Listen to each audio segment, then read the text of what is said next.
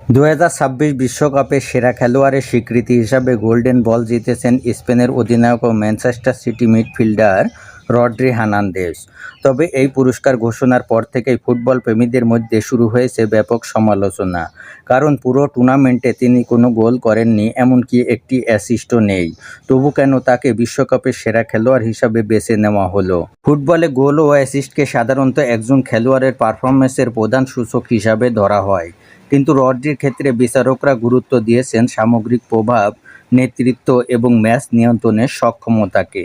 পুরো টুর্নামেন্ট জুড়ে স্পেনের মাঝমাঠের প্রাণভোমরা ছিলেন রড্রি। বলের দখল ধরে রাখা, খেলার গতি নিয়ন্ত্রণ, আক্রমণ ও রক্ষণভাগের মধ্যে সংযোগ তৈরি এবং প্রতিপক্ষের আক্রমণকে ভেস্তে দেওয়ার মতো গুরুত্বপূর্ণ দায়িত্ব তিনি সামলেছেন অসাধারণ দক্ষতায়। পরিসংখ্যানে গোল বা অ্যাসিস্ট না থাকলেও মাঠের প্রতিটি সফল পরিকল্পনার কেন্দ্রে ছিলেন এই মিডফিল্ডার। রড্রির উপস্থিতিতে পুরো টুর্নামেন্টে স্পেনের রক্ষণভাগ ছিল অত্যন্ত ধীর। দলটি পুরো টুর্নামেন্টে গোল হজম করেছে মাত্র একটি, যার পেছনে মাঝমাঠে তার কার্যকর ভূমিকা ছিল। কোচ লুইস দে লা ফুয়েন্তের কৌশল বাস্তবায়নের মূল ভরসা ছিলেন রড্রি।